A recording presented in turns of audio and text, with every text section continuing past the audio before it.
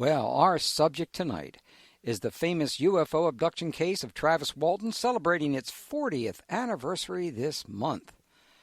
Well, we have reviewed the new documentary film called Travis that premiered in February at the 2015 International UFO Congress Film Festival in Scottsdale, Arizona, where it swept the EB Awards for the Best Long Documentary Film and the People's Choice Award. Travis is now, well, it's a 90-minute documentary. It's a film recounting of the now world-famous 1975 UFO abduction of Travis Walton and the impact it has had on his life over the intervening 40 years. Wow, that's longer than we've been on the air on 21st Century Radio. Now, on the lives of others who were also involved. Now, you can view the trailer at TravisWaltonTheMovie.com. That's TravisWaltonTheMovie.com. Jennifer W. Stein is a self-taught filmmaker who never went to film school. She is an entrepreneur who started making films in the 1990s while running a non-profit organizations, raising her 2 children, and running a special events business. Well, it looks like she's doing everything. She's an everything type of person. Since 1999, Jennifer has been making documentary films and has won numerous EB Awards for her UFO-related film work. In 2012, Jennifer won 2 Open Minds International UFO Congress EB Film Festival Awards for her co-production of The Disclosure Dialogues with Ron James. She again succeeded in winning 2 more EBs at the 2015 Open Minds Film Festival for her film Travis, the true story of Travis Walton, which she co-produced with Bob Terrio. I hope I pronounced Bob's last name correctly. Did I pronounce Bob's last name correctly? Yes, you did. I did. Did I win a prize? Of course. Okay, well, I just won 2. Another DVD. Okay, thank you. I just also won $200,000 for that one, friends. See what happens when you listen to 21st Century Radio? Or at least what I think that happens. How did you find your way into filmmaking, Jennifer? Well, I was always trying to do things economically, and I realized that I could do it myself rather than hiring somebody else to do stuff. And that's how I started making films. And then I realized that it was a powerful way to communicate story. Mm-hmm. And I just decided it was more what I wanted to do than run that next bar bat mitzvah or that next, business conference or whatever I was being hired to do in my events business. And I liked the creativity that it provided me. And I knew it was long-range impact. What I was doing was more like performance art, sort of, because I had to have an event ready by a certain date and time. And when I did film, I could, shooting was always intense. That was like an event. But editing I could do till 1, 2, 3, 4 o'clock in the morning in the comfort of my own studio. I didn't have to worry about people stealing equipment from me or arguing over, labor laws or union people refusing to turn tables for me to get my wedding off the road because the wedding before ran over or something. Mm-hmm. So it just seemed like a better, a more powerful and more impactful endeavor for me to sink my teeth into. And I like a challenge, so I certainly bit off more than I thought I could chew in the Travis event. Well, I'm so glad you did bite off more than you can chew because, usually, especially in the arts, it takes a heck of a lot more to do something really good than most people think. You've just got to put your entire life into it, and obviously you know how to do that with your life. And most other people, I think, would have been maybe a little bit too inhibited to go that way. I remember when I used to get frustrated with photographers not shooting things right and everything like that. That's when I became a photographer a while, but I hated it. And I know just how you feel that, boy, you are in control that way. You don't have to you don't have to discuss, hey, I think this has to happen or that has to happen. you can move along much more rapidly that way for that freedom. But again, it costs you in energy and time, right? That's right. Yeah. That's right. Everything has a cost. There's no real free ride in life as much as we'd like to think there is. Yeah, that's true. How did you come up with the name for your production company, On Wings? Am I pronouncing that correctly? Wings? You are. And I won another $100,000? Well, I'll tell you, it stemmed from my maiden name, which was Wing. I am Norwegian, and in my father's ancestral background, so Wing, W-I-N-G-E, is my maiden name. Oh. And I wanted to, even though when I got married, I changed my name to Stein, which means stone in German. I wanted to bring back in that energy from my own name, that my birth name. So I started email. When I needed to come up with an email account, I used the name Wing, and I put an O-N on the beginning and an S on the end because I needed that many number of letters for the first email account, and it kind of stuck. Good. And since I had been using On Wings for years, that's where I sort of came up with a name for the production company. I know it's kind of silly and simple, but like they say, don't sweat the small stuff. Mm-hmm.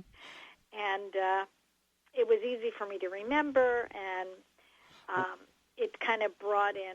I also was a student of Zecharia Sitchin's, and I studied, the winged disc and the philosophy of Egypt that was related to that concept. Some people think it stretches into the UFO phenomenon. And I liked sort of the metaphysical and spiritual connection that it had. Yeah, you got multiple levels there, don't you? Yeah, it was a good, I could do some good drawings with it. I could have a good business card with a winged disc on it. So that's where On Wings production sort of came together. Well, tell us how the film idea with Travis got started. Well, it's kind of funny because I really didn't start out to make a UFO film or to really make a full-length version documentary film about Travis. I toyed with the idea, but I wasn't quite sure that I had it in me and that I had the budget or the finances to do it. But I met Travis being introduced by a mutual friend of ours, Bob, actually, Peter Robbins. Uncle Peter. Peter and I were, I was assisting Peter when he was running one of the Roswell conferences in Roswell, New Mexico in 2010, and he invited Travis to have dinner with us, and I was thrilled because I, of course, always heard about the Travis Walton story, but I had never met Travis directly. So in 2010, we had dinner together, and we started to talk about the fact that the Roswell conference draws over 10,000 people to the town of Roswell every year. And it's become a major economic boom for that city. And most of the people there are grateful to talk, share, acknowledge the Roswell story. And it's just become a very important conference. So we were having dinner with Travis saying, Travis, your story is just as important as the Roswell story. Yeah, for sure. Have you ever considered doing a conference around your story somewhere in northern Arizona? And he had, but of course, running a conference is a lot different than being invited to speak at a conference. It can be daunting putting a conference together. And Peter and I had a lot of experience doing that. I myself professionally, because I was an event coordinator for 15, 18 years, and I'd done weddings, bar and bat mitzvahs, conferences, all sorts of things, you name it. And Peter knew that about me, and Peter also had been a consultant on a lot of conferences like McMinnville and Roswell and Exeter and the Experiencer Speak conference up in Maine, as well as a number of other conferences over the last 20 years that he's been on the speaking circuit. So he said, how about Jen and I become like conference coaches, and we start meeting and talking and emailing with you about how to put it together. And there are certain logical steps. So one of the things Travis wanted to do, this does get back to the film, and I'll get there quickly. One of the things Travis wanted to do in hosting a conference is to be able to take people back to the actual site where his abduction took place, which was up in the Sitgreaves National Forest. It's a plateau that's about 7,000 feet high. It's the largest ponderosa pine forest in the world. And in November, it could be snowing up there, which actually it did this year at the conference. So if the weather is treacherous, it makes the roads impassable, and taking a group up there that have paid and registered and are happy and excited to go into the forest but actually can't just because of the mud and the difficulty in getting there, we decided we would do a virtual film of the site. Well, or actually not even a virtual film, but like a tour of the site with some of the guys involved from the crew. And in the event that we couldn't take people there, we had a backup in case we sold tickets for $30, $40, or $50 a piece to, hike people up into the forest. We would have a film we could show them. Mm-hmm. So that's what we did. I started out as a conference coach organizing a shoot to create a film, and my co-producer who did the film with me, named Bob Terrio here in Philadelphia, he actually edited that whole piece together himself, and it's called Tracking Skyfire. And it's a recount of that day, that famous historic day of November 5th, 1975, where the boys were picked up, where they lived, had the route they took to get up to the forest, what happened at what time, and, sort of the pursuit that took place for 5 days following that, looking for Travis. It doesn't really go into depth about the polygraph and other things like that, but it's just a short, concise, hour-long, intense documentary on that topic alone. And after wait a second.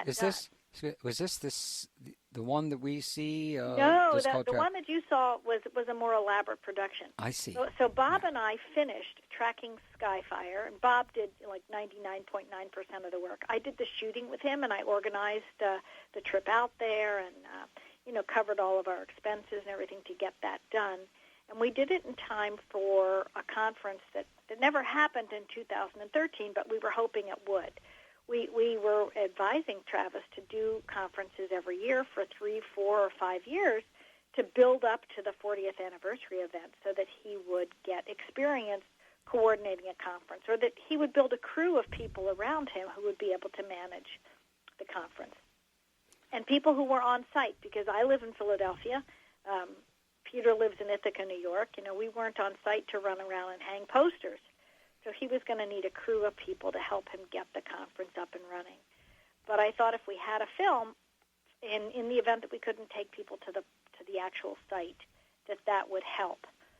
And then when we finished that in 2013, I realized that I could actually add some in-depth interviews with some of the crew people and maybe the polygraph specialist, if he was still alive, some of the police officers at the time, if they were still alive, and possibly some other crew or family members, and really turn it into a really in-depth documentary following Travis's book. Well, you sure did do that.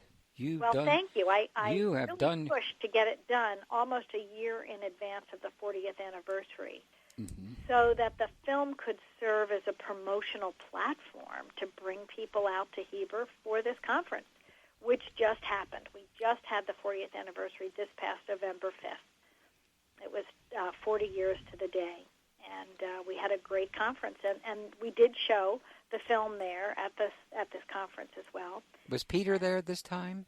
What was who? Was Peter Robbins there this time? Peter was there. Peter came out. Yep. God bless Peter his soul. there. The original crew of counselors and coaches were there.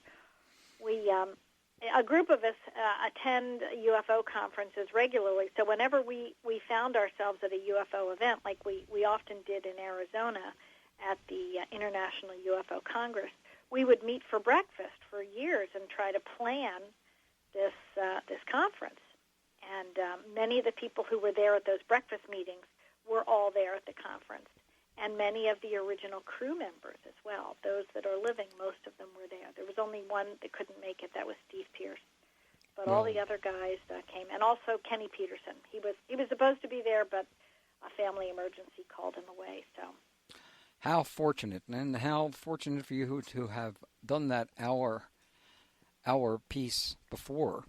yes. Because plenty of times it's when you're the first thing you do that really opens up in yourself and externally as well, just how much you can really accomplish or not accomplish. It's like getting there and getting it started. And I think that really made a difference. This was especially good film, especially when we get a chance to talk about one of the greatest things you guys did. You exposed some individuals who are debunkers that have been needed, that research should have been done on these guys for such a long time. And I think you know who I'm talking about. Okay, time out here on the playing field. Our guest is Jennifer Stein. I'm Zechariah Sitchin. You are listening to 21st Century Radio with Dr. Bob Hieronimus. I'm always happy to be on your show and on Zoe's show because it makes a lot of difference when the interviewer is knowledgeable and intelligent. Rules and regulations on 21st Century Radio is that we do read all of our books. And so some of these books, when you got to read them and they're 500, 600, up to 800 pages, that's pretty tough to do. But we do it because we like to learn. Our guest is Jennifer Stein, executive producer and director of Travis, a 90-minute documentary film recounting the famous 1975 UFO abduction of Travis Walton. Oh, gosh, Peter was with us. He was our tour guide to the Statue of Liberty last year. We came home last year about 2 days ago. This is quite a whole series of synchronicities. This is quite interesting when things like this happen as far as I'm concerned. You've seen him just yesterday or so? Travis? Yeah. Last week I got home, I guess, on the 15th. I had also gone to the Lachlan UFO Conference that was done in Lachlan, Nevada, November 14th and 15th, and I showed the film there. So I was only, I was with Travis at that conference, so I think I came home Monday the 16th. Well, I was actually talking about Peter Robbins. Oh, Peter. Uncle Peter. Yes, but Peter was there too at the 40th anniversary conference in Phoenix with Travis and I and a group of other people, and I think he went off and did some other traveling as well before he came back to Ithaca. Well, that sounds like Peter, all right. It really does. How has this film been received by audiences? Very well, Bob. I have been so pleased. Almost immediately, I was getting phone calls from the International UFO Congress of people who had been at the Congress, picked up the film, and returned home with it. Some people from Canada, people from Australia, England, even South America, Hawaii. People were calling me to arrange screenings, as well as a number of MUFON groups around the country. They were also calling me because I'm a member of MUFON. So people immediately asked if they could screen it and show it, and I've done a lot of Skype and calls with different groups after the film was shown if I couldn't be there in person. So I have been very, very pleased with the turnout and the response from the film.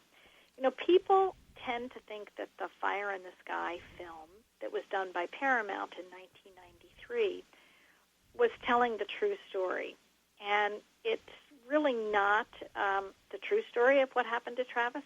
It's close to the story, but it's a fictionalized version of the story. Mm-hmm. Not all the characters were particularly the same in that film, and the actual events that happened on board the craft were very different. So the audience who sees this film is really very grateful to actually get the facts clear and straight. I think it helps not to muddy the water, especially when you're dealing with a phenomenon that's as out of the box as this one. Sure. You really want to have the story straight. And Travis's story is really significant and unique for many reasons, and I think that's what attracted me to wanting to really document and archive this for future generations, because who knows if we're going to have books in another 60 years, right? Yeah, that's a very sad problem, and I'm so glad you're involved in making sure that people spend some time reading, because it's with the younger people, it's a serious problem. Yes, the younger generation gets their information in sound bites. Right. And they don't know history. And I think that the Travis Walton case is not only a significant UFO story, but it's a significant story for beginning to open people's minds and shift their consciousnesses about the reality of whether or not we're alone in the universe. And there's a good chance we're not. Oh, I don't think there's a chance in any in the world of this. I mean, I think it's overwhelming. But but your film does more than even that. Do you know why? Yes, you'd probably know why. Well, tell me, Bob. I'll tell you why. Because you see, we've been doing shows I've been involved in doing shows over 40-some years. But one of the biggest questions that all of us had, especially that back there in the 70s, 80s, and then in the 90s, was who in the world was giving Phil Klass the money to do the kind of things that he was doing? Yes. You guys hit it right on the head, and you did it so well. And no UFO researcher there's not a single UFO researcher that should not, let's put it this way. All of them have to see this film, because all of us had our suspicions. But the kind of research you did proved beyond a shadow of a doubt that Phil Klass was involved in some ways with the FBI and others, and he was a debunker that was actually paying other people to debunk. None of us could figure this out. I spent a lot of time reading his files in Philadelphia. It's very interesting to me that his files are archived along with the gentleman who was responsible for the Condon report. His name was Robert Condon. Yeah. And also the former head of astronomy from Harvard University. That's Don Menzel. Who was a big debunker for a long time. His name was Don Menzel. Howard Menzel. Yeah. So, and he was like the well-known debunker before Philip Klass was around. Yeah. Well, it's very interesting that their documents are archived in the American Philosophical Society in Philadelphia, but so are Philip Klass's. Yeah. And it takes an awful lot of money and time and energy, and, you have to be really considered someone very significant and important for 20th century thinking to have your material archived in a place like this. I mean, my gosh, they've got Thomas Jefferson's, right, and Ben Franklin's, and, a lot of other very significant people from history, but why is Philip Klass considered an important person from history? It's not like he was, the head of an astronomy department at a university. He was just a writer from Air and Space magazine, or Aviation Weekly. So why?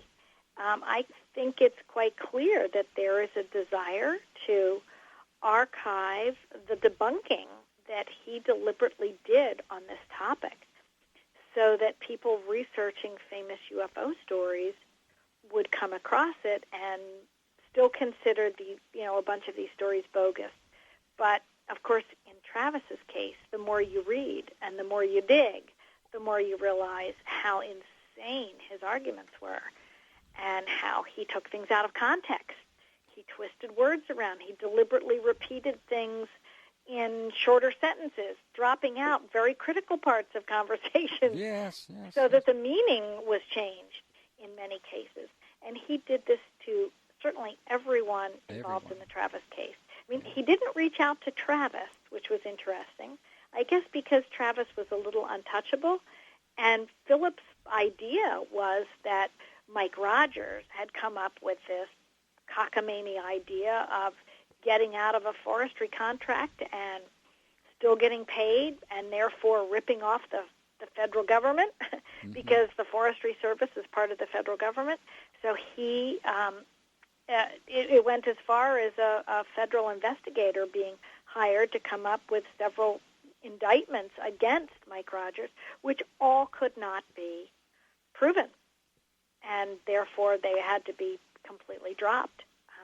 He even said that Mike had come up with a fictitious person whom was really a member of his family, who I think worked for the Forestry Service. And this federal investigator showed up at a family reunion attempting to arrest Mike, and he couldn't because none of the counts of indictment were true. And that really frustrated Philip Glass to no end. Well, I'm glad it did, because he has done so much damage. Yes. So much, because the media, the media is who is ever in control of it. It doesn't necessarily mean you're getting any facts off of anything, but the media uses shortcuts, and they would always go to Phil Glass, and he would forever debunk just about any UFO story. But and with this particular case here with Travis, he was trying to locate, I don't know how many people you have discussed in the book, of giving them $10,000. He would go to them and say, "We will give you this $10,000 if you will debunk this case." And he could get no one. Right. He could get no one. He actually particularly targeted the youngest member of the crew, named Steve Pierce, because he thought that the youngest one needed the money and might actually take it and then sort of go into hiding. Mm-hmm. Steve was harassed quite a bit, as all the men were on this story. Steve actually moved out of town. He moved to Texas, and he started using his middle name, Jeff, instead of his first name, Steve. And Philip chased him down, actually flew out to Texas, took him out to dinner, and tried to convince him to say that this wasn't true. And what's very interesting is that it's not really clear how Philip would have proved that it wasn't true, because Steve had already passed a lie detection test stating that it was in fact true that they had seen a UFO and that Travis had been hit by it and he had gone missing. So exactly how was Philip going to prove that this was a lie? I mean, that was still part of the required, I'm assuming, the required contract, but we don't actually know. And Travis actually thinks that maybe Philip knew that Steve was, couldn't retract the lie detection test, and it was probably a promise that Phil was never going to have to pay, but maybe he could trick Steve into some sort of a statement and then never fulfill on the payment. So It's really not clear, but what's also very interesting is there was a local sheriff in Holbrook that delivered, it was either Holbrook or Snowflake, that actually delivered this written bribe. It was sent via, I think, Western Union or something. So there is actually documentation that this was a true bribe that was delivered. Whether or not he called the police department and asked one of the sheriffs to deliver it, I think his name was Click or Flick or Flake or something like that. One of the local police officers actually went to Steve Pierce's house, tracked him down through his mother, and then delivered the bribe to Steve. Well, the entire group, of course, including Travis, took many lie detector tests. Yes, it wasn't just one. Okay, how many did they fail? They didn't fail any of them.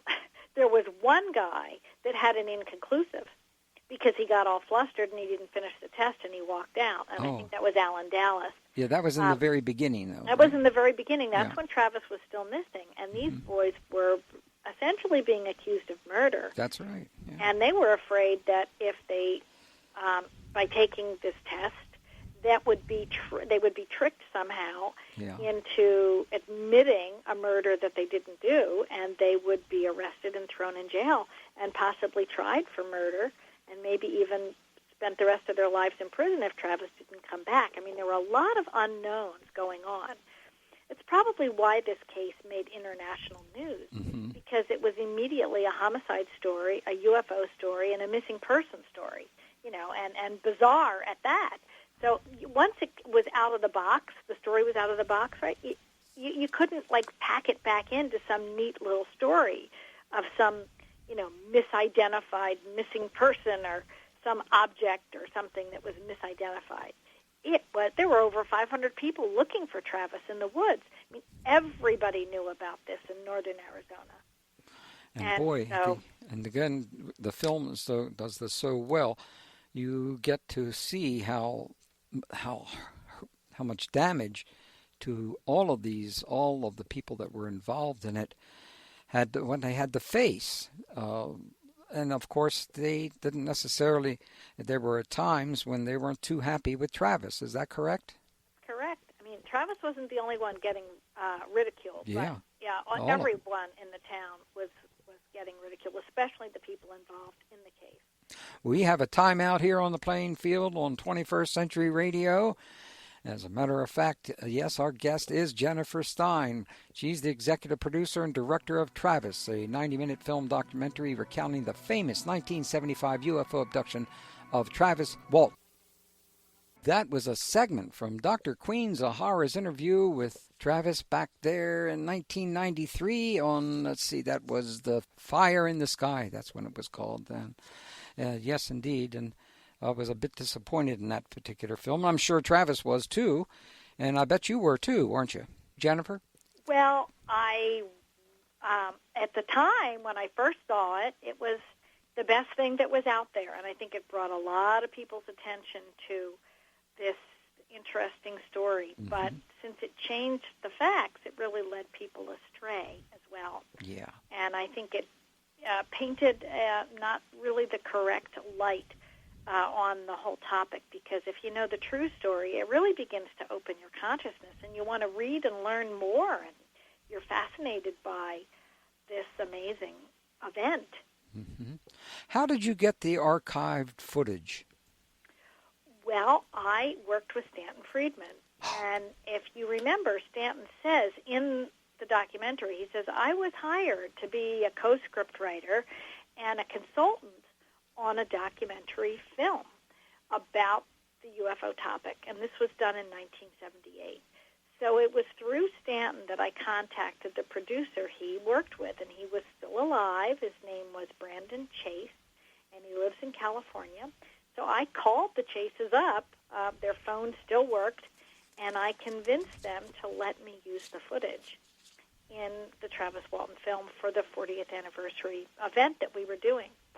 And that's how I came across it. Well, Stan Friedman has been a real pillar in the research community in this area. He's one of the great leaders. Yes, he is. I hope he lives another 50 years or so. From your mouth to God's ears. Me too. Yeah, great man. Did you have any challenges while filming? Yes, we did. There were all sorts of there's always issues that come up. You always have mic issues and whatnot. The location up in the forest was quite difficult to get to, especially with a lot of equipment, because you had to hike in there, and it's about maybe, a quarter of a mile hike from the nearest road, from the rim road. So we eventually, Travis and I, making so many trips back and forth to the car and up to the site and back and forth, that we finally decided we'd clear a path. So we spent a half a day moving boulders and chopping down small trees in order to drive closer into the site so we didn't have to schlep so much equipment. I was convinced we were going to actually destroy the rental car I had arranged to get. But we didn't, and that was a challenge. We also used, we had a wonderful camera assistant who came up from the Gilbert area in Arizona that Travis had found. His name is Gary Hilton, and he flies a helicopter drone. It's a small little camera mounted on this cute little drone that lifts up into the air, and we lost one of those in the forest. So Travis and I actually had to spend a day finding it, and we were, worried we were going to be lost, run out of water, run out of cell phone power, and not really know where we were because we had to hike into a part of the forest that was sort of, off the beaten track, so to say. We wanted to capture this beautiful rim that you hear described so beautifully. We wanted to capture this plateau. So we took a risky move and we decided to fly a drone off a very rocky, steep cliff in 60-foot ponderosa pine trees. And sure enough, the drone was challenged by the wind gusts that were up there, and it tipped it sideways. It lost power, and it dropped into this forest. And it's about a $2,000 piece of equipment. So we decided we had to go looking for it. And there was no, organized path to get there, so to speak. And it was, that was a little challenging. How did you is that how you got the aerial shots above the forest floor? Yes, that's how we got it. That's really impressive filmmaking. Yes. Really, it is. Yes. Again, great camera people and a drone. Boy, I didn't know how you got. And you didn't have that much experience with drones yourself, right? I didn't know how to fly them at all, and you actually are not allowed to fly them unless you are an experienced pilot and you have a pilot's license, because they don't want these running into airplanes. And if you could send it 5 miles up, and literally it could fly into a prop plane or into an engine of a jet or something, and cause that plane to crash. So you have to know what you're doing with these. It's no easy feat. Wow. And I was very, very, very grateful that Gary was interested in our project and came up and helped us with it. Now, before we go into next hour, are you going to be with us a little bit next hour? Yes, I am. I'm going to be standing by. I understand you'll be with Travis, and if there's a problem with his phone or anything like that, I'll be here. Good going. Now, why, again, I'm going to repeat this. We touched on it in the beginning. Why has Travis's case remained one of the most famous cases of UFO abduction on record? Well, there aren't too many cases where there are 7 people that observe a craft, that there's a direct encounter where someone goes missing, and someone's missing 5 days, and all the crew members who were on this crew took lie detector tests, and eventually all passed these lie detection tests, and the whole town was involved in hunting for him. So the number of people involved in this case is huge from the get-go. And, again, lie detection is something that's quite expensive to have done. Is. So for them to have taken multiple lie detection tests or polygraph tests, it's almost unheard of in a UFO case. So it brings more validity to the story. And then when you start to explore what Travis actually experienced, encountering more than one type of species, and seeing more than one type of craft, and being in some sort of aircraft hangar maybe, or underground bunker, or mothership somewhere up in the air. I mean, we don't know where he was, but his descriptions are fascinating. And he also did not have the typical type of abduction as was portrayed in the Fire in the Sky film. It wasn't a abduction in the case where, he's knocked out. Well, yes, he was knocked out, but it wasn't like he was taken while he was asleep or he was paralyzed. When Travis woke up on that table, he had full control of his abilities, although he was in a weakened state. But he had full memories of what happened to him. Nothing about his memories were suppressed or needed the actual regression to come forward. He was only regressed because of the post-traumatic stress he was experiencing. So his case is very unique. And one other thing I like to point out to people is that Travis never had a choice to come forward or not, which is what a lot of people do, think a lot about. If they say they get a regression, they realize they've had an abduction experience or they have missing time. Nobody knows about it, so they can keep it quiet if they don't want to come forward with it. But Travis never had a choice. He was famous while he was missing. because it broke as a homicide story and as a missing person story and a UFO story.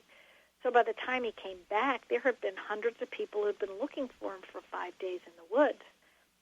So there was no putting it back in Pandora's box. And it must have been so hard for the others because they were being charged, many people, especially even members in their family, certainly people in the town, thought that they indeed may have murdered Travis. That's right. And they were all very close to him. I mean, that's what was so ironic about this, because they were a real team. This was a team that worked hard for years together. Lifetime friendships and things of that nature. So it was it's quite different than any other case that I've ever seen or read about. But I got to tell you again, what you accomplished by setting the record straight in regards to especially the debunking is much more important than I think most people would first understand, because I'm sure you were conscious as to what was going on back there in the 70s, 80s, and 90s with debunking, and you especially a broadcaster like ourselves, we were forever attacked by doing any shows on UFOs and that kind of thing, and it really I think what it did for that particular crew is that they really bonded in such a way that they became much stronger, but boy, they still had a lot of pain to go through. It takes an awful lot to be put down time in and time again.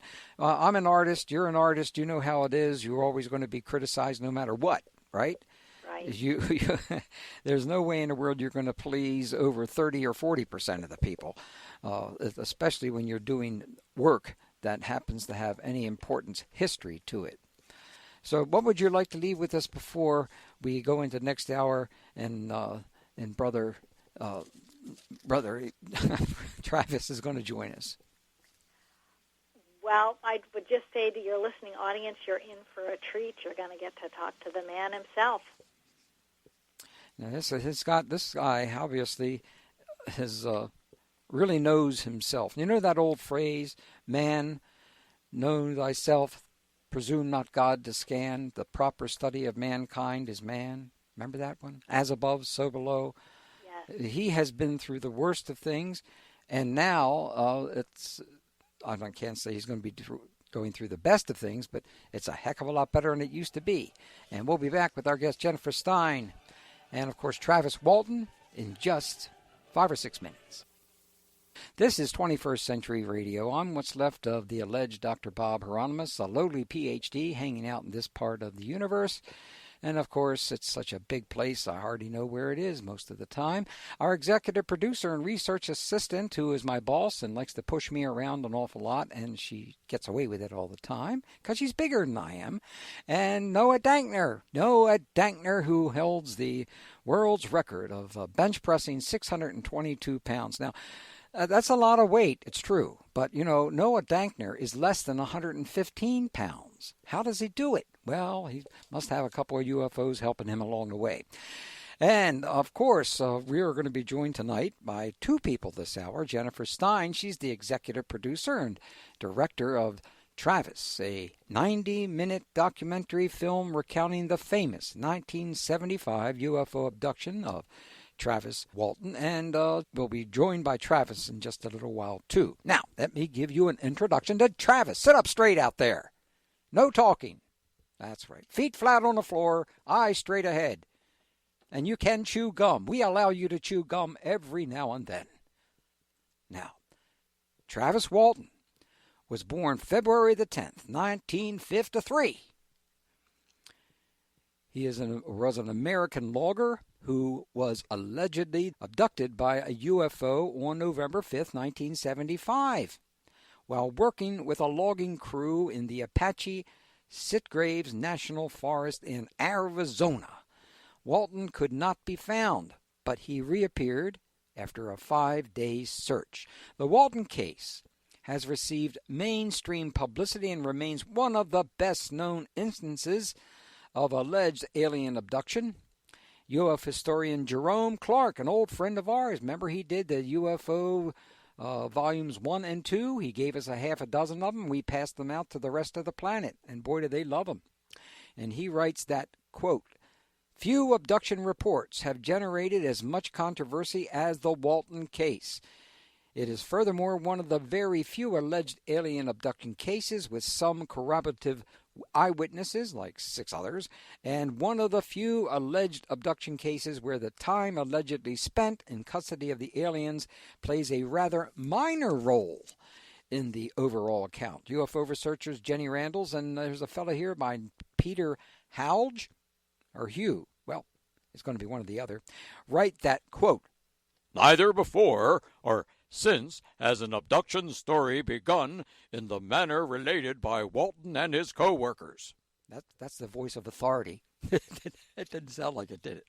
Well, furthermore, the Walton case is singular in that the victim vanished for days on end with police squads out searching. It is an atypical close encounter of the fourth kind, CE4, which bucks the trend so much that it worried some investigators, others to defend it. Now, I don't know if Travis has gotten back to us yet. Are you with us? Yes? Yes, he is. Indeed. Travis? Hello. Hello, Travis. How are you tonight? I'm fine. That's a good thing, too. Do you know you joined us on 21st Century Radio back in 1993 when my wife interviewed you and you did a great job. Remember that? Yeah, you do. That just stands out. Well, then, yeah. Well, she is a really good interviewer, and you did a great interview there. And we have some cuts here that we might play during this hour of that. But the last time you joined us was March 8th, 1993. Your experience is now referred to as one of the most significant UFO events in history. Why do you believe that it is? Well, I mean, there's a whole lot of factors. I think that having 6 witnesses was very important. And even at the time, Dr. Harder made the point that if you had 6 witnesses who said that they saw someone commit a murder, that would be considered an open and shut case. Yeah. But somehow, that when it's a UFO involved, even when the 6 witnesses pass lie detector tests, people are still nitpicking and I'll say expressing doubt, and it's really strange. Either we're setting the bar too low for the death penalty, or we're setting it artificially high for UFO cases. Oh, I'm certain it's been set way too artificially high. Carl Sagan's made sure of that. Now, would you share with us, we haven't mentioned the names of your logger crew who experienced seeing you blasted by light and they thought you were dead at that time, and how this event changed both your life and your crew's lives forever, didn't it? Yeah, Mike Rogers was the boss, and, he was the focus of a lot of the accusations just because he was the crew boss. But some of the attempts to discredit the case also focused on the youngest member of the crew, who was Steve Pierce. He was only 17 at the time. He actually, lied to Mike and told him he was older than that in order to get the job. But the second oldest was Ken Peterson, and then there was Dwayne Smith, Alan Dallas, and John Goret, rounding out the 7 men. Well, it's very unusual to have 6 witnesses, and then yourself, of course, continuing to exist after something like this. And, the film that was done, Travis, the film that was done was, in my opinion, really extraordinary. And we've been talking to Jennifer Stein about it last hour, and she's still with us at this time right now listening in. One of the things that I found amazing, and I really enjoyed your comments on this, when you guys really looked into the individual Phil Class. Remember Phil Class? Oh, yeah. He, is best known and relevant to this case with coming up with a $10,000 bribe offered to Steve to try to discredit it. Mm-hmm. And, it sure makes you wonder that why anyone, if they sincerely believed it wasn't real, would feel that a bribe was the way to discredit the case. Well, we always heard about these bribes, but we never knew where he was getting his money. And obviously, with his nature of his work, he couldn't have had that much extra money laying around. And so getting a hold of, through the Freedom of Information Act, the FBI investigation file on Philip Klass, document in there was a memo from J. Edgar Hoover himself to the director of the Central Intelligence Agency. And, these documents are available to anyone through the Freedom of Information Act, basically turning the case over to the CIA.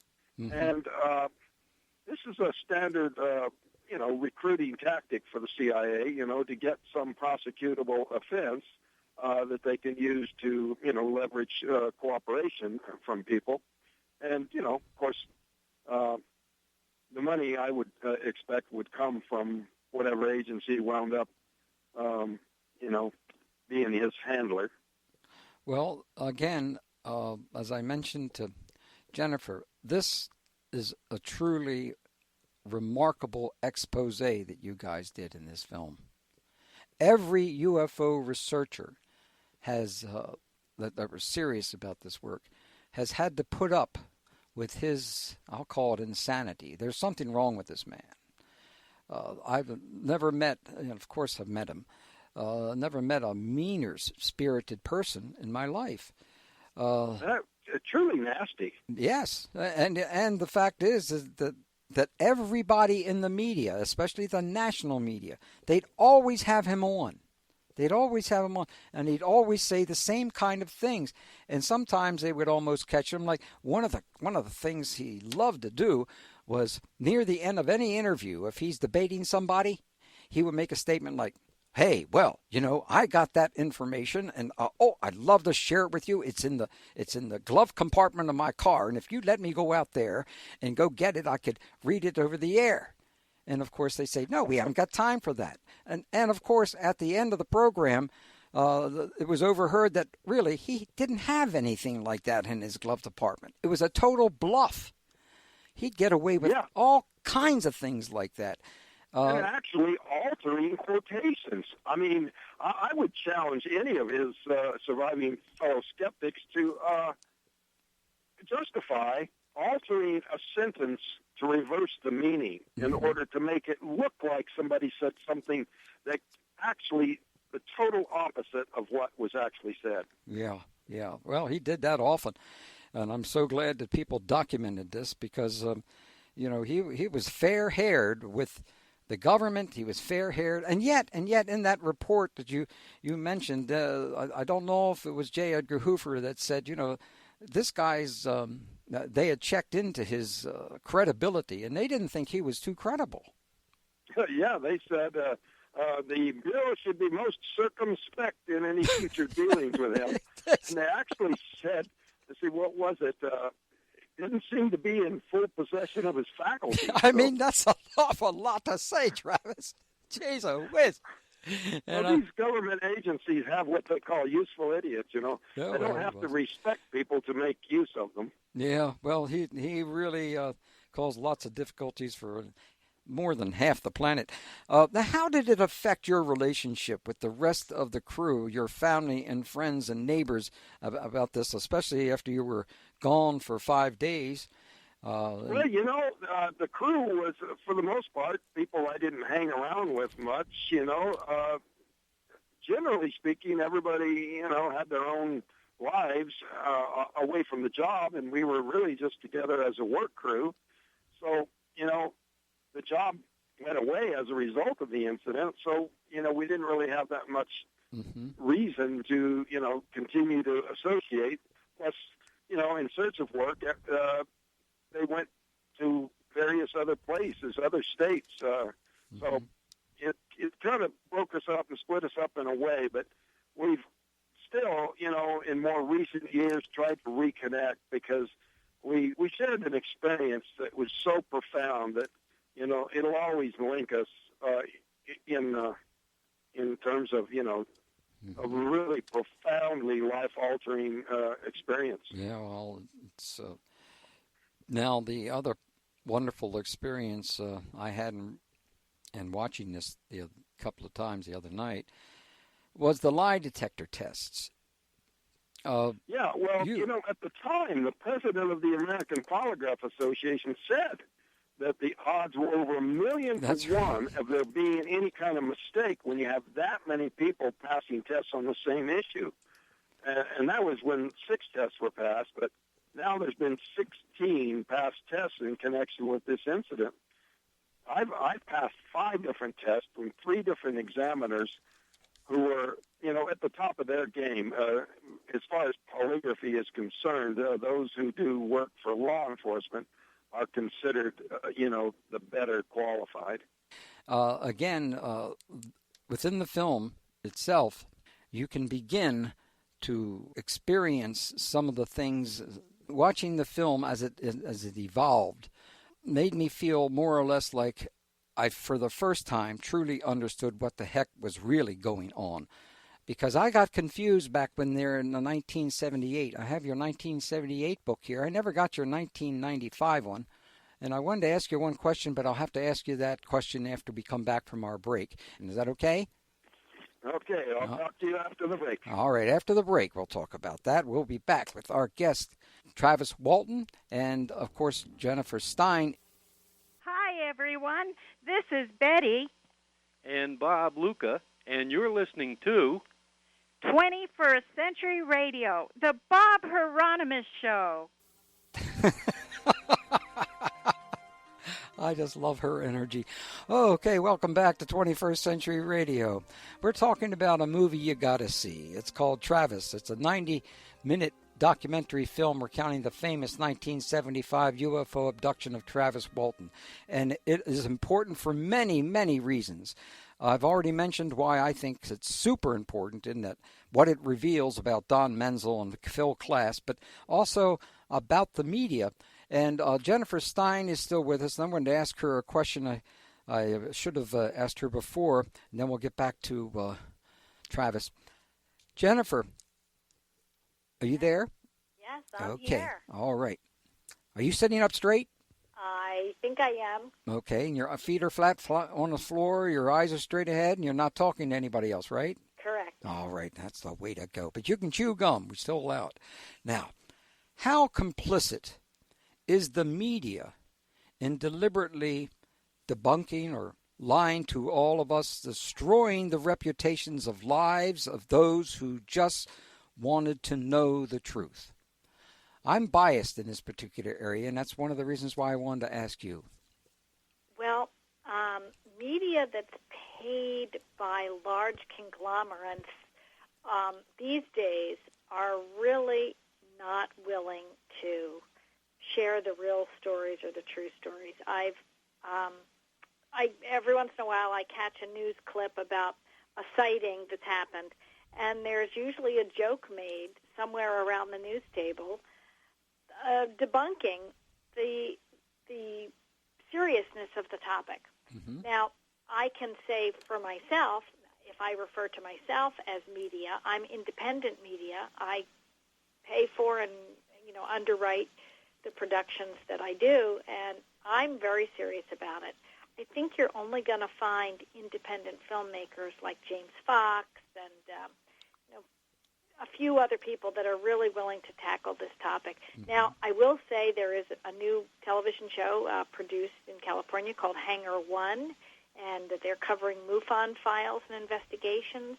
There's a couple of other serious programs now out, Ancient Aliens and things like that. They're trying to do a decent job covering this topic. But generally, news media and even press print don't take the topic seriously. And I don't think they're allowed by the owners of the papers and the networks. And I think that's why they don't address it. I think they're given direct orders not to. I think you're absolutely right. You have just won a free trip to Bermuda and about $15,000. How do you like that? I think that's exactly right, because we do the same thing you do. We pay for this show. We don't have any advertisers. We have learned that advertisers will try to affect your programming sooner or later. Yes. And we obviously were into this for the experience of educating and especially getting other people to read books, and that's the reason why I put so much emphasis on books. So let me ask Travis. Travis? Yes. Did you hear my question about the media? Would you like me to read it again? Yeah, and it's they don't have to actively reinstitute this prohibition. Once they've got it going so where it goes without saying that this is not a worthy or serious topic, then they don't have to say it anymore, and it's a credibility issue. And I think the debunkers and those, especially the debunkers that are sponsored by the government, have helped to foster this attitude amongst the media by mockery and also creating the false impression that UFO investigators just believe everything. Mm-hmm. And that's not the case at all. All of the investigators that were interviewed for the Travis film are people who have looked objectively at huge numbers of cases and will say, this is not a legitimate case, and this one is. Mm-hmm. So, it's a false impression that they just, are uncritical, when they actually do have some very strict investigative protocol to separate the good cases from those that are, explainable in other terms. Yes. And of course, has the media let up on you yet? Well, I think things have actually improved. It's remarkable. There was a television interview here recently that was quite favorable, and the local paper did a front-page article that was very favorable. So there's been a sea change, and it's because the kind of evidence that is presented in this film is filtering out, and it's finally getting through to people near and far, and it's something that's taken on a life of its own. I'm getting emails and contact from around the world in some very obscure places that you never would have thought, Tanzania and Moldova, and so some pretty exotic places. You know who would have really loved to have read your book and seen your film? Jimi Hendrix. Did you know he had UFO sightings? Well, it's not just him. It's a lot of musicians. Yeah. Developed the theory about this, that there's something called an alien muse. Mm-hmm. In other words, a lot of creative people, not just in music, but in acting and even in scientific areas, have had their experiences that inspire them to, to a higher level of, I think it's their own product, but it's inspiration. Mm-hmm. Well, I know that also, of course, John Lennon had an experience there in New York City yet, sitting out on his little balcony at the hotel with his girlfriend at that time. It certainly wasn't his particular wife at that time. And he's sitting out there naked and seeing a UFO come in about 300 or 400 feet above their hotel. That's quite an experience that doesn't change. But I found out that there are many individuals I know who would love to see one. For most of all, Ziggy Marley and the Marley family, because I know that again you have a very close tie. A lot of rock and rollers just are deeply involved in this. Paul McCartney, etc.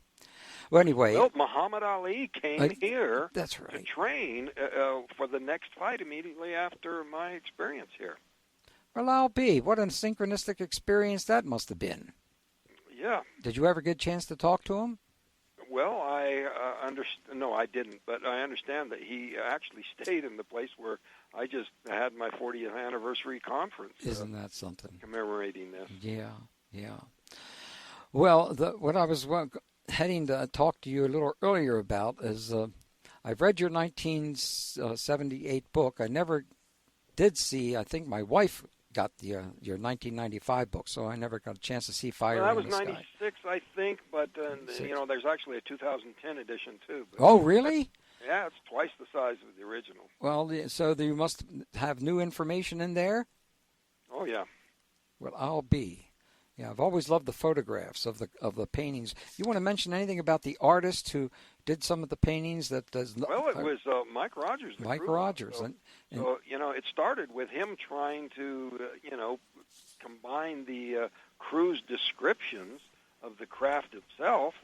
And when, I could see what he could do, I said, well, hey, how about, trying to represent the creatures I saw?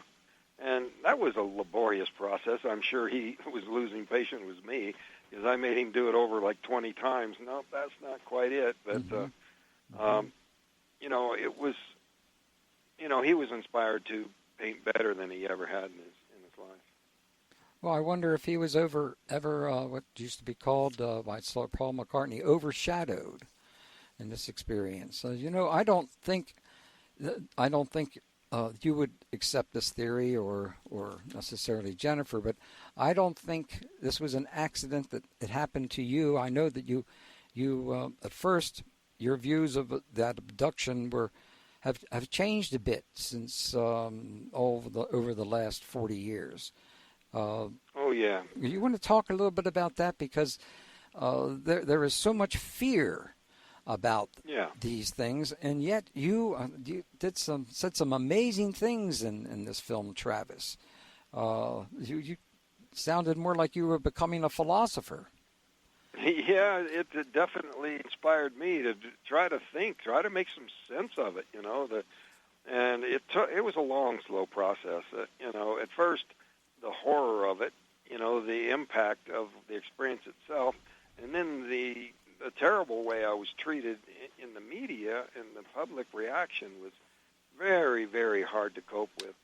So, I had to dig deep. I had to do a lot of thinking. At the time the incident happened, it was just so totally terrifying that I, basically, lost control of my, courage, my fear. It just overcame me in a way that, it's just hard to explain. And I've tried to, lay out the factors that made me lose control so completely. Mm-hmm. To regain consciousness and feel immediately the pain, that something desperately wrong inside. That's the beginning feeling. And then the feeling that I can't get enough air, that I'm struggling to breathe, and it's just, it's a suffocating feeling, and suffocation is something that will generate panic, to suddenly see these creatures so close and realize, where I was. You want to describe these creatures? Well, they were hairless, very small, but had huge heads with huge eyes. And those eyes were the thing that really bored into me, literally. And I've come to think that perhaps, that they're psychic, for want of a word, ability to control people comes from the eye.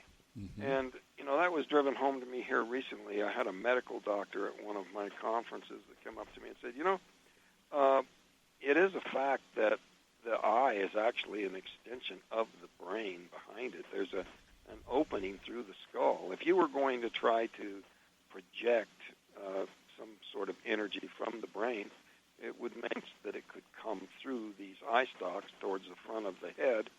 And so, I'm thinking that was what was so painful for me, because they were trying to control me and it wasn't working because of the injury that I had sustained in being struck by that blast of energy. Mm-hmm. But your feelings about that experience now are that maybe it wasn't as bad as you thought it was. Yeah, it made it seem, extremely threatening, mortally dangerous. But is that because of the fear of the unknown? That was definitely a huge factor. Yeah. The pain, the claustrophobic, the dimly lit, cramped interior, all of those things, feeling trapped, and perhaps, the weakness I was feeling. I'm trying to escape and trying to fight, and my body's just not responding, to feel the urge to be quick, and you can't quite muster the ability to move quickly. Sounds like a bad dream. Yeah. But, there's a lot of other factors that took me a long time to realize that if they had meant harm or meant to cause me pain or anything like that, it would have been much different. Mm-hmm. That I was returned at all, and to a place where I could get help, weighed very heavily on my side that there had to be some sort of, concern for my welfare. They must have, because as you mentioned, and of course it's in the film, the book, you were dropped. Was it 8 feet or so? You were lifted and you were dropped? Well, I don't know because I was unconscious during that period. Oh, that's right. It was the other crew that said that they saw you drop or hit the ground. Yeah, they said it was thrown through the air, but that was probably an accident. And that you thought, and then later you thought that, hey, that they may have brought you into the craft to heal you. Yeah, to revive me, And it's possible, the violence of that blast of energy throwing me through the air, and they described my body hitting the ground like a dead man, and just, John said like a sack of meat, like a sack of bones, and they immediately were screaming at each other. They said that he's dead, because it was that violent. So, if they had, just grabbed my body up and took off, I'd have probably been dead. The nearest hospital was over an hour away. Mm-hmm. So it's probably a good thing that they were frightened away long enough for me to be taken aboard and revived. Well, that's a real experience of growth there. Wow. Because, we've done some interviews with my dear friend David Jacobs, and he has a book out now that we're sending a copy to you. I don't necessarily believe it all, but it's called Walking Among Us, The Alien Plan to Control Humanity. Have you heard about it yet? I've heard of his, he's a good friend, but I just do not agree with his take on these things, and it's kind of a self-fulfilling circumstance when any description of alien-human interaction that varies from this very limited scenario is really just a screen memory. I mean, you could just as easily claim that the terrifying part's a screen memory. I mean, if you go to try to accept this part and reject that part on the basis of what, Yeah. Well, I want to thank you for your perspective on that, because I think it's important. And if you'd rather us not send you this book, we'll send you a different one. Oh, I'd like to look at it. I'm open-minded, but okay. There's so many circumstances pointing in the direction of benevolence rather than malevolence. That's correct.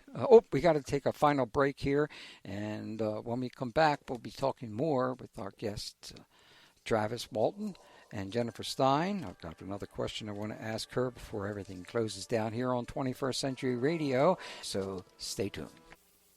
This is Dr. John Mack, author of Passport to the Cosmos, Human Transformation and Alien Encounters. You are listening to 21st Century Radio with Dr. Bob Hieronimus. Sure do miss you, John. but I know you're a lot happier now than you probably ever have been for some time. Our guests are Jennifer Stein, the executive producer and director of Travis, a 90-minute film documentary recounting the famous 1975 UFO abduction of Travis Walton. Of course, Travis Walton is also here. You know, I don't believe we have these kinds of experiences by accident, but I'm biased. I'm very biased. I believe that there's a reason and there's a purpose to everything in life. I'm going to start with you, Jennifer. Are you there? I'm here. Jennifer, what do you think about that statement? It sounds like a pretty corny statement, but that's what I believe. I believe that there's a reason and purpose in everything that happens to us in life. And how do you feel about that? Well, I don't know. You know, we live with such a blinded perspective on the nature of the larger universe in our lifetimes. So it's very, very tricky to know if everything we do has a purpose. I'd like to think it does, and I try to live my life in a purposeful way. And, of course, at the end of my life, I'm going to want to be able to look back and say, well, I did some important things, and they had a purpose. I think what we do have, Bob, is we have the opportunity to take events that happen to us and you know, shift them. We can shift our perspectives on them. We can shift our memories on them, and we can shift how other people think about them.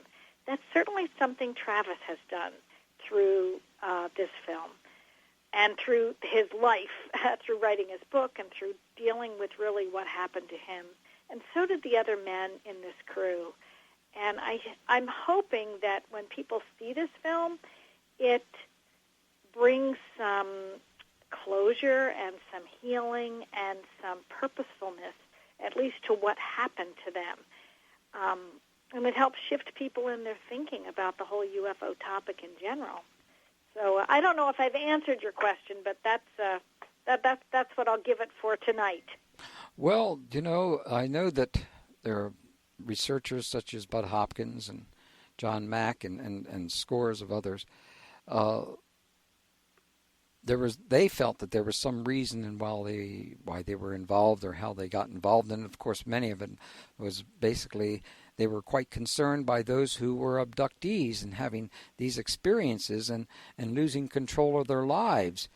And the way the media has treated them certainly did not make it easier for them to regain control of their lives. So I was one of the reasons why I was so proud of Bud Hopkins and John sticking their necks out there, because they didn't make very much money on this. That's probably one of the things that the earmarks for most of the people that get involved with serious research. It's not the making of the money. It's not the becoming a star. It is resolving certain information, or especially in regards to the unknown, that there is life in the rest of the universe, and we're not alone. We never have been. That's my bias in this particular area. What do you think? You know, I'll take the last part first. You know, the idea that, you know, when people and it comes down to what people want to believe. Those who don't want to believe, no amount of evidence will ever be enough for them. For those who have experienced it, no more proof is necessary. But the people who don't want to believe it always go to that money thing. Oh, you must be getting rich doing that. Nobody, not Jennifer with this film, none of the investigators, nobody could possibly be motivated by the money that's in this field, because that's not there. You know, it's a spice, it's a labor of love, and it's a dedication to an idea or a collection of ideas. And, you know, what you were saying about you think that, you know, you're in control of your life, that's a profound question. And like you said, I've become quite the philosopher. You know, in my book, even the 2010 edition, I quote Aristotle saying, you know, that we shouldn't. You know, I was talking about all the coincidences that had happened, and I said we shouldn't attach too much significance to coincidence, because, as Aristotle said, it's inevitable that the unusual will sometimes occur. Mm-hmm. In other words, these things happen. That's just even when flying up in spectacular ways, chance would suggest that eventually that's going to happen anyway. But I've really had some things come into my life in the last 6 years that really have pushed me in the other direction. Tell us about big on those things. The idea of free agency. But, it really seems like the universe delivers circumstances and events at times that are just defy coincidence. A long series of incidences for it to just be a random accident. Can you give us some examples in your life? Well, a lot of them are personal, but, I listed some of the coincidences that were just in connection with the connection between the various people, the actors, and how these things just kind of, it's just kind of curious, Mm-hmm. that one of the extras was a cousin and, that I'd never met. And, one of the documentaries that had been done on my case was narrated by James Earl Jones. Whoa, boy. Played across from Arnold Schwarzenegger, who played across from Robert Patrick, who played Mike Rogers in Fire in the Sky. So lots of coincidences about, Mm-hmm. People, places, and things. What do you think the purpose was with you in this particular experience? Well, I've really resisted that it was me being their plan. Now, Steve and Alan, really go in. Now I think Kenny's leaning that way, that they were laying for us, that they were waiting for us, that they knew we would be coming there. And, there's several routes that we could have left the contract, so they would have had to have been right on top of things or they observed that we were leaving by the way. Mm-hmm. And so, like I said, I've resisted the idea. And when I jumped out of the truck and headed towards there, Alan was saying that it looked to him I was being drawn towards it. He said this summer in an interview, and Steve said this, that he thought it was under some outside control. But I've always said, hey, wait a minute. It felt to me like it was my own brazen impulse. But yeah, because you wanted to get as close to it as possible. Am I wrong? Yeah, and to get a closer look. I was curious. I thought it would take off. All those ideas were in my head, but they argued, well, if they have mind control, they can make it your idea too. Yeah, I guess they could. But there have been many experiences in which UFOs took off immediately when someone came towards them in the past. Yeah. So you had every reason to believe that that's quite possible for them to get up and go. Because from what I understand, it could be ships like that could have some type of radiation that might not be healthful to anybody. Yeah, and so, for our own good, they're going to try to keep their distance. But, part of my thought about it taking off is, when we're driving woods, we'll spot, the wild horses or wild animals, and you yell, hey, look, and, by the time the crew looks, it's dead. So, it's very common to see something, and, if you don't look, you're going to miss it. Yeah. What's next for you, Travis? Where are you going to do next? My next trip is to Hong Kong. I've never been there, but I'm... Hong Kong, wow. On December 5th. Are you married? No. No? So you're free to travel where you need to go? Yeah. Without any worries and concerns about that. So you're going to be going to Hong Kong, and you're going to continue this particular work. Is there anything that you really want to leave with our audience tonight in regards to this work? Well, I think it's very important. My main goal is to make people realize that these things, this is a real phenomenon. At the same time, they have to realize that it's not all true. There are misidentified ordinary objects, and the people who are working in this field recognize that. Right. So, Yeah. people need shape. In my book, I lead with condemnation without investigation is the height of ignorance. My main plea is take a look at the evidence. Good going. And with that, we got to go. Thank you, Travis and Jennifer, for joining us. On the web, TravisWaltonTheMovie.com. Travis's website is www.travis-walton.com. 21st Century Radio is produced by Hieronimus and Company. Our executive producer and research assistant is Laura Kortner.